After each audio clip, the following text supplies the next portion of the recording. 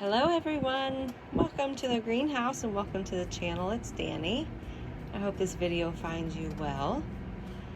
It is 64% humidity in here, 77 degrees, and the lowest it got down to humidity wise last night, 39%. So yeah, it gets pretty low during the nighttime, but as you can see, all the condensation and that tape is still really holding up very well. Anyway, we're not here to talk about the greenhouse. I'm here to talk to you about choosing the right pot for your Phalaenopsis orchid when it's time to repot it. So come on in the greenhouse. All right, so the Phalaenopsis that needs repotted is my beautiful blueberry. And before I show you the pot I picked out, I want to show you the pot that it was in. It was in this 3-inch terracotta. And now, terracotta is really good for overwaterers. It's really good if you're heavy-handed with your watering practices, because the terracotta, the clay, is going to wick away moisture from your media and from your root system a lot faster and help it dry out faster, which you need if you're an overwaterer. Now that I have grown in my orchid journey and I've just grown as an orchid grower, I'm switching most of my collection of Phalaenopsis to plastic. And the reason being, plastic holds moisture for longer. It'll keep your root system and your media wetter for longer, which you really want, especially if you don't enjoy watering. Now, always remember when you're picking out a pot, it has to have some kind of drainage on it. Even your clay, it's got to have drainage on it. You do not want to plant your orchid in a pot like this with no drainage. This is a decorative pot. Do not plant it in something like that. It will rot and die on you. So size, as you can see, this is, I think, a 4-inch.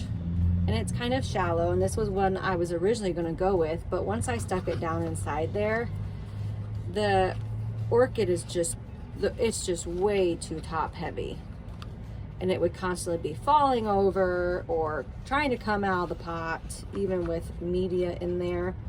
So the next size up, I got these pots, these plastic pots from orchidsupply.com. They were so generous to send me some, which I needed them desperately.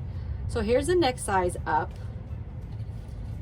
and as you can see, it fits a lot better in there, a lot better. So you're not just judging the size of your pot on your root ball, you're gonna have to judge it on how top heavy your Phalaenopsis is too. And we're gonna plant it in moss right to about right there. And then the great thing about these pots is you can still use your beautiful decorative pots. You just plop it. Oh, I have a pot in it. You just plop it right down in there like that. So remember, if you're heavy-handed, it's best, if you're heavy-handed at watering, it's best to go with terracotta, the clay. Make sure it has drainage in it. If you don't enjoy watering and you're not heavy-handed at watering, plastic is your choice. Drainage at the bottom. Make sure your plant's not going to be too top heavy where it's toppling over and breaking off leaves and spikes. And find yourself a beautiful decorative pot and you'll be good to go. You'll be good to go. So here is the finished product. As you can see, it's the perfect size for this Phalaenopsis. Another bonus about plastic is you can see through the plastic and you can see what that root system is doing versus terracotta where you cannot.